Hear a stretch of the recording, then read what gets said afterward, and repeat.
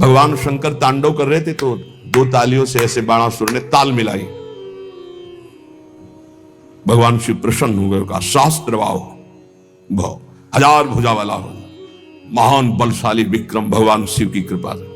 अब दो भुजाएं तो अगर सही ढंग का स्वास्थ्य हो तो फिर खुजली संभलती नहीं, बल्कि भगवान शिव का कृपा पात्र हजार भुजाएं तो जिस पर्वत में मारे चकनाचूर, जाके दिग्गजों को ललकारा, भाग पड़े, कोई उसके सामने नहीं।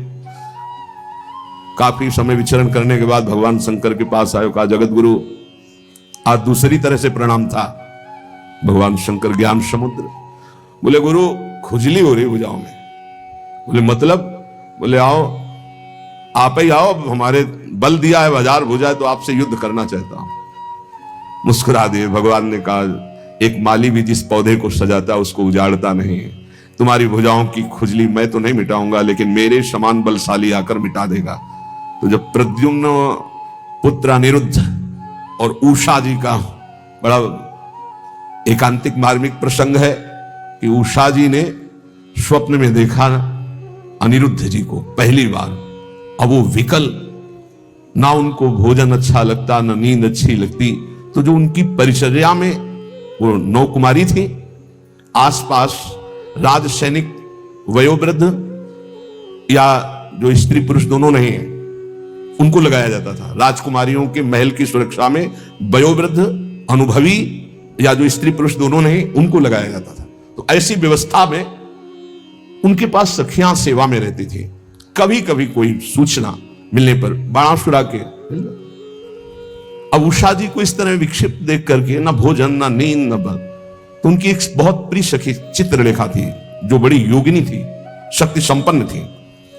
उसने कहा सखी, मेरी सखी होते हुए तुम इतना उदास, बोलो ना कोई ऐसा विषय है जो गुप्त विषय है तुम बता नहीं सकती, वही तुम्हें इतना विक्षिप्त कर रहा है। मैं समझ रही हूं कोई विषय तो है।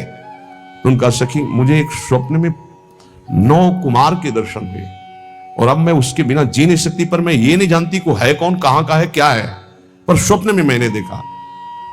तो उनका स्वप्न में आपने देखा तो त्रिभुवन का कोई ऐसा नहीं है जिसका मैं चित्र न बना सकूं, और तुम्हारे सामने साधारण कोई आ नहीं सकता, क्योंकि साधारण से तुम मोहित नहीं हो सकती।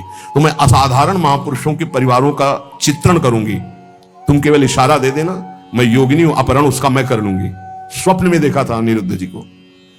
और बड़े बड़े नागलोक, स्वर्गलोक, सब लोगों के बड़े बड़े जो सुंदर हैं, गंधर्व हैं, देवता हैं, यक्ष हैं, फिर मानव लोक का। तो जय भगवान श्री कृष्ण का चित्र आया तो मुस्कुराए, बोले बस कुछ मिलता जुलता ऐसा ये तो नहीं है प्रद्युम्न जी, बस कहा बिल्कुल नजदीक पहुंच चुकी हो, मिलता जुलता ही चित्र है बिल्कुल। और जे ही अनिरुद्ध जी का आया सो रो पड़ी, बोले यही मेरे चित्त का अपहरण करने का। बोले बहुत बड़ी जगह तुम्हारा स्वप्न हो का आसक्ति हुई है, पता है द्वारिकाधीश भगवान श्री कृष्ण के ये नाती है अनिरुद्ध जी। सुदर्शन चक्र का रात दिन पहरा रहता है द्वारिका में, किसी का भी प्रवेश नहीं। बहुत महान जगह तुम्हारी आसक्ति हुई, पर मैं अपने प्राण त्याग कर भी सखी तुम्हें मुस्कुराते देखना चाहती हूं। तो उनका अगर मुस्कुराते देखना चाहती तो इनसे मिलवा दो। स्वप्न में देखा था। भगवान सुदर्शन चक्र से प्रार्थना की, वो योगिनी थी, कि बिना भगवान श्री कृष्ण की इच्छा के अनिरुद्ध जी का उषा जी के स्वप्न में जाना असंभव है। वो संभव हुआ तो श्री कृष्ण इच्छा से। तो हे सुदर्शन जी, आप भगवान श्री कृष्ण के पार्षद हैं, यदि श्री कृष्ण की इच्छा से ऐसा हुआ है तो मुझे उनकी इच्छा का संपादन करने के लिए आप निर्विघ्न मार्ग दीजिए। चली गई। सुदर्शन जी ने बादल पहुंच पलंग से उठा लिया अनिरुद्ध जी को। योगिनी थी, महल में आके उषा जी ने देखा जो मेरे स्वप्न का विषय थे वो साक्षात गले लग गई चित्रलेखा जी की और कहा तुम धन्याति धन्य मुझे कर दे। अनिरुद्ध जी की जब आंख खुली तो अपना महल नहीं है, तो धैर्यपूर्वक समझाया कि मैं अपहरण करके लाई हूं, ऐसा ऐसा ऐसा। भगवान श्री कृष्ण के पुत्र कामदेव प्रद्युम्न जी और उनके पुत्र अनिरुद्ध जी ये भगवान ही हैं। वासुदेव संकर्षण प्रद्युम्न अनिरुद्ध, जैसे राम लक्ष्मण भरत शत्रुघ्न, ऐसे ही वासुदेव संकर्षण प्रद्युम्न अनिरुद्ध, ये भगवान ही 4 रूपों में, भगवत स्वरूप अनिरुद्ध जी। अब तो क्या हास्य विनोद, विविध प्रकार की क्रीड़ाएं। जो वयोवृद्ध संरक्षक थे, एक बार निकलते हुए उषा जी को देखा, बाणासुर को सूचना पहुंचाई कि आपकी बेटी के हाव भाव और प्रसन्नता को देखकर लगता है किसी पुरुष का संयोग हो चुका है, तो उनका सबकी गर्दनें उतार दी जाएंगी, बाहर से कौन पुरुष जा सकता है? तो बोले वचन देता हूं, इतनी भारी सुरक्षा है कि बाहर से वायु भी बिना अनुकूल हुए हमारे नहीं जा सकती। दैवी शक्तियों का पहरा है। बाणासुर की कुल माता थी जो पूरे नगर की रक्षा करती थी, पर योगिनी चित्ररेखा जी की इस चाल को कोई नहीं जान पाया था। बाणासुर ने कहा, ऐसा क्यों? मेरी बेटी को कोई दूषित कर दे मुझ जैसे बलवान के होते हुए, अब उसको कौन रोक? सीधे जो ही गए सो पलंग पे उषा जी और अनिरुद्ध जी पासे खेल रहे थे और सखिया बेटे हास्य विनोद। जेवी अनिरुद्ध जी को देखो, उषा जी ने देखा, अनिरुद्ध जी तो सिंहवत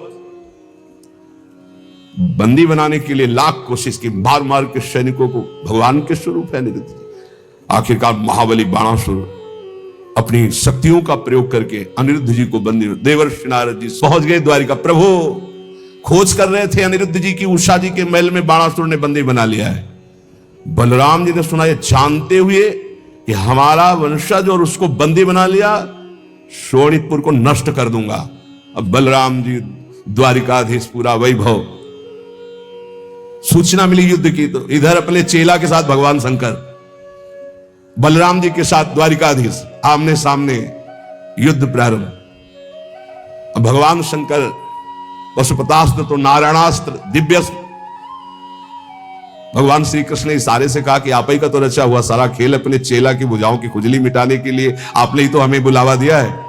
एक बाण मारा भगवान श्री कृष्ण ने जन्मणास्त्र, बाणासुर की भुजाओं को जब 4 रह गई सब काट दिया। भगवान श्री, बस प्रभु बस। तो बोले प्रभु मैं तो आपकी ही आज्ञा का अनुमोदन कर रहा हूं। और आवेश में भरे हुए थे। इतने में उनकी कुल माता जो पूरे राष्ट्र की रक्षा करती थी, दैवी शक्ति, वो दिगंबर होकर खड़ी हो गई।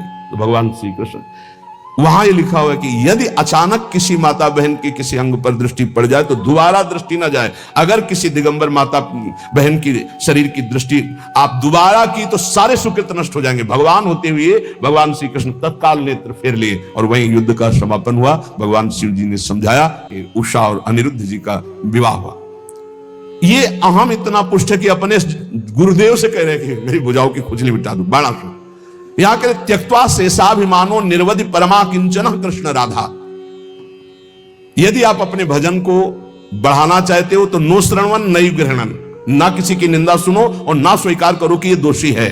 सकल तनुभृताम क्वापि दोषम गुणम वा, पूरी सृष्टि के किसी भी जन के दोष या गुण स्वीकार मत करो, न गुण न दोष किसी के, सब में भगवत भाव। त्यक्त्या शेषाभिमानो, ये बहुत कठिन है अभिमान का त्याग करना। अभिमान का त्याग करके अकिंचन भाव से यदि राधा कृष्ण श्यामा श्याम की उपासना हो फिर प्रेम आनंद का प्रकाश हो जाएगा। प्रेमानंदाश्र मुंचन, अश्रु मुंचन करते हुए, ये भक्ति का प्रसाद है। अगर आप उसे पकड़ लेंगे तो महामंगल हो जाएगा।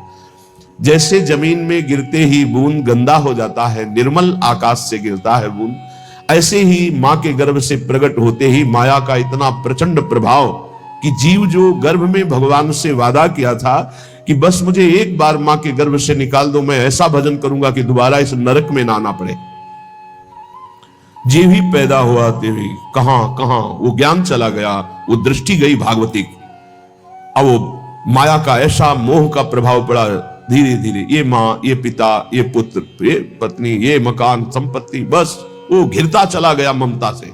श्रीपाद कह रहे हैं बहुत बार छोड़ चुके हो माता पिता पुत्र पत्नी परिवार धन संपत्ति, और तुमको याद भी नहीं है कि इसी सृष्टि में तुम्हारे कोई और हैं।